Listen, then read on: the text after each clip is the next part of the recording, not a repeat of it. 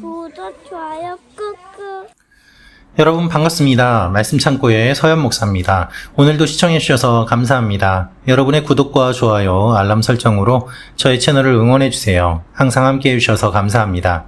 오늘은 갈라디아서 3장 10절에서 18절 말씀입니다. 오늘 말씀도 바울이 계속해서 율법과 믿음의 관계를 이야기하고 있습니다. 여러분, 율법이 먼저일까요? 믿음이 먼저일까요?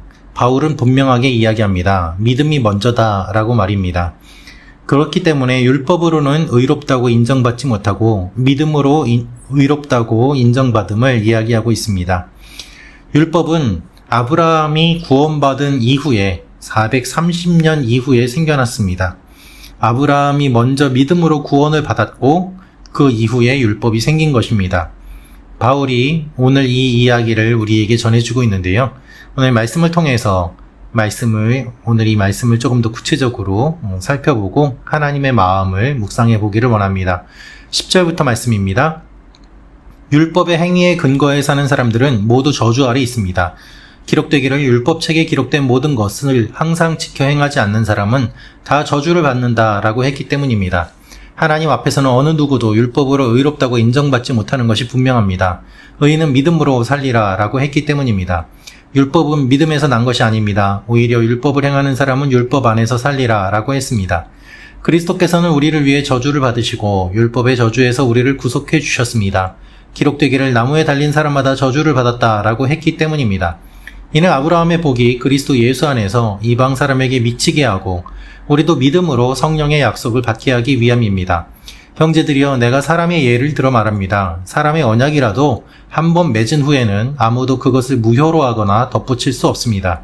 하나님께서 아브라함과 그의 자손에게 약속을 주실 때 여러 사람을 가리켜 자손들에게 라고 하지 않으시고 오직 한 사람을 가리켜 내 자손에게 라고 하셨는데 이는 곧 그리스도이십니다. 내가 말하고자 하는 것은 이것입니다. 430년 후에 생긴 율법이 하나님에 의해 미리 정해진 언약을 무효화해 그 약속을 취소할 수 없다는 것입니다. 만약 유업이 율법에서 난 것이라면 그것은 더 이상 약속에서 난 것이 아닙니다. 하나님께서는 은혜로 약속을 통해 아브라함에게 유업을 주셨습니다. 여러분, 오늘 말씀을 보면 바울은 분명하게 이야기를 하고 있습니다. 율법의 행위에 근거해 사는 사람들은 모두 저주 아래 있다고 말입니다. 본문에서 말하고 있는 저주라는 말은 무슨 뜻인가 하면 단순한 불운을 이야기하는 것이 아니라 하나님과의 관계가 단절되어서 영적인 사망 상태에 이르는 것을 이야기하고 있습니다. 율법을 지켜야만 구원받는다는 사람, 율법의 행위에 근거해서 사는 사람들은 하나님에게서 멀어졌고 영적인 생명이 없다는 이야기를 하고 있습니다. 하나님 앞에서는 어느 누구도 율법으로는 의롭다고 인정받지 못합니다. 여러분, 바울이 이야기하고 있는 내용은 무엇입니까? 오늘 아브라함의 이야기를 하고 있는데요. 아브라함 한 사람을 하나님께서 찾아오셨고 그것도 아브라함이 하나님을 찾기 전에 하나님이 아브라함에게 찾아오셨습니다. 그렇기 때문에 전적으로 하나님의 은혜인 것이죠. 전적으로 하나님의 은혜로 하나님이 아브라함에게 찾아오셨고 아브라함을 구원해 주시고 아브라함에게 복의 근원이 될 것이라고 축복을 해 주십니다. 하나님이 아브라함에게 찾아오셨을 때 율법을 먼저 주시면서 네가 이것을 지키면은 복의 근원이 될 것이다 라고 말씀하신 것이 아니라는 거죠. 하나님 먼저 약속을 주셨고 그 약속을 아브라함이 믿었습니다. 그렇게 믿음으로 아브라함은 구원의 여정에 이르게 되고 그것을 믿음으로 아브라함은 믿음의 조상이 되었습니다. 그렇기 때문에 순서상 율법보다는 믿음이 먼저요. 아브라함이 구원받은 것이 먼저라고 바울이 이야기를 하고 있는 것이죠. 특별히 아브라함이 구원을 받고 하나님이 아브라함에게 약속을 주실 때 여러 사람을 가리켜 자손들에게라고 하지 않으시고 오직 한 사람을 가리켜 내 자손에게라고 이야기를 하셨는데 그 자손이 바로 그리스도다라고 이야기를 하고 있습니다. 여러분, 이것은 성경에 기록되어 있는 내용이고 또한 바꿀 수 없는 내용입니다. 어떤 신학적으로 달리 해석할 여지가 없습니다. 바울이 이렇게 설명을 해주기 때문입니다. 하나님께서 아브라함에게 약속을 주셨는데 그 후손들에게 복을 주시고 또 후손들이 많아질 것이라고 말씀을 하셨지만 사실 자손들에게라고 하지 않으시고 한 사람, 곧 그리스도를 예표하는 그 약속을 하나님께서 주셨다는 것입니다. 그런 이후에 아브라함의 후손들이 이제 태어나게 되고 그들이 이집트에서 살다가 나중에 하나님께서 모세를 불러주시고 이집트에서 건져주시죠. 그들이 출애굽한 이후에 광야에 도착하였을 때 하나님께서는 그때 율법을 주셨습니다. 즉 구원받은 백성이 어떻게 살아야 되는지를 율법을 통해서 알려주신 것이죠. 따라서 율법을 받음으로 이집트에서 나온 것이 아니라 나온 이후에 율법을 받았고 무엇보다도 그 이전에 아브라함이 먼저 믿음으로 구원을 받았기 때문에 이것은 순서상 믿음이 먼저이고 율법에서 믿음이 나온 것이 아니라 하나님이 은혜로 약속을 통해서 아브라함에게 유업을 주셨고 그것을 믿음으로 구원을 받고 믿음의 조상이 되었고 그 후손들에게 나중에 율법이 주어진 것이기 때문에 논리적으로 순서상 그리고 영적으로 믿음이 먼저요. 믿는 사람이 살아가는 방식으로 하나님이 율법을 주신 것이 분명하다고 이야기를 하고 있는 것입니다.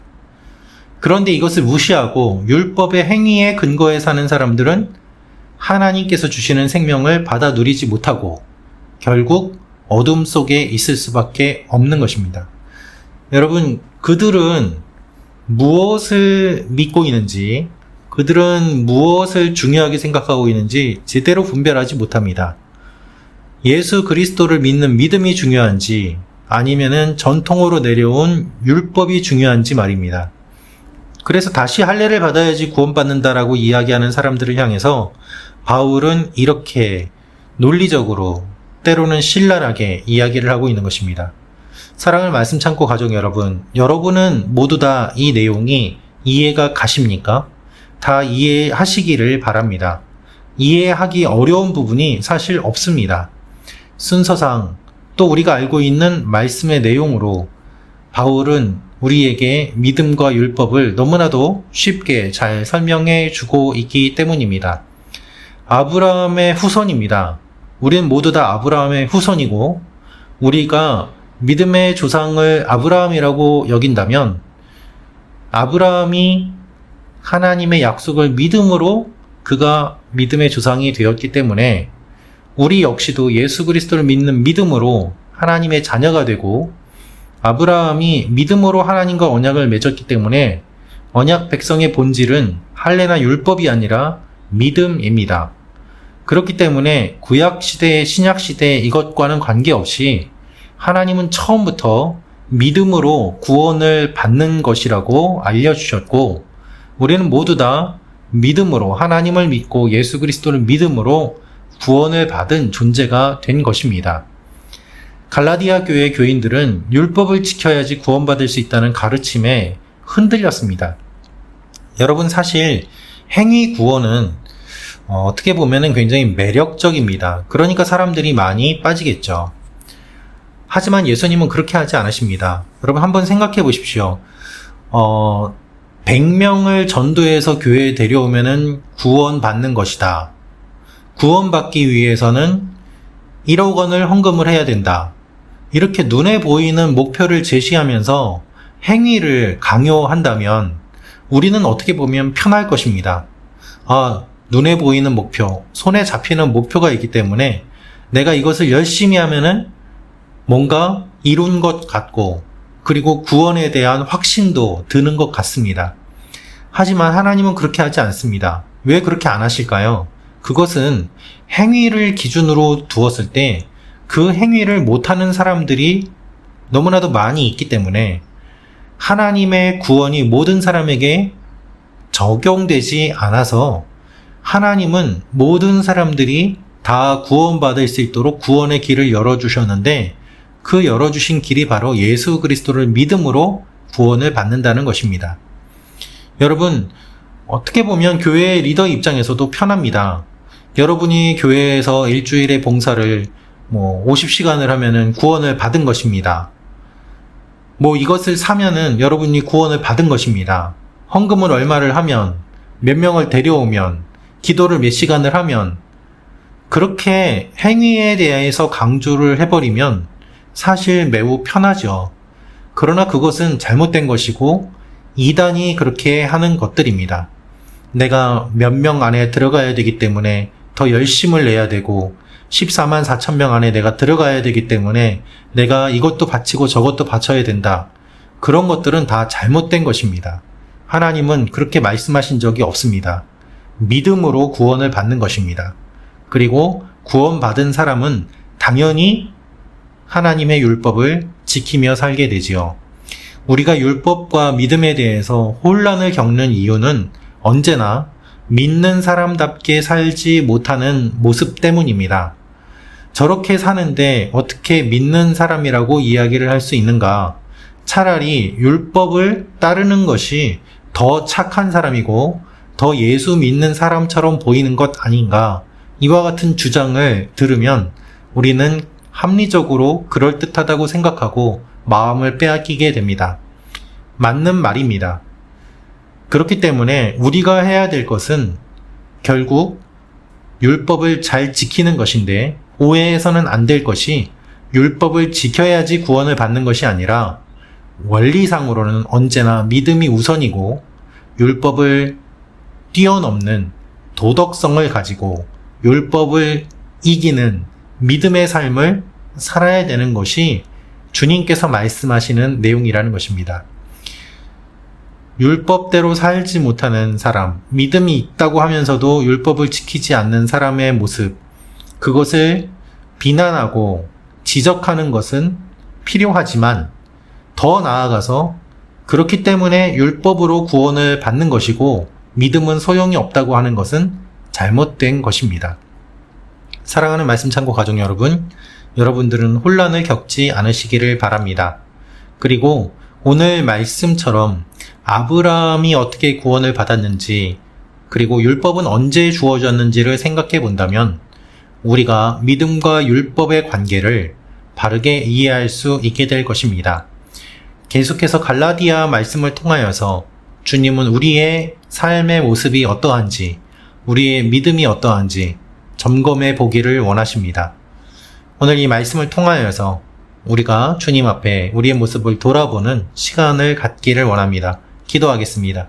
살아계신 아버지 하나님, 오늘 말씀을 통하여서 우리의 믿음과 율법의 관계를 다시 한번 생각합니다. 주님, 우리가 바른 신앙을 가지고 살게 하시고 또한 바른 삶을 살게 하여 주옵소서. 말씀 참고 가족 여러분 한 분 한 분을 축복하여 주옵소서.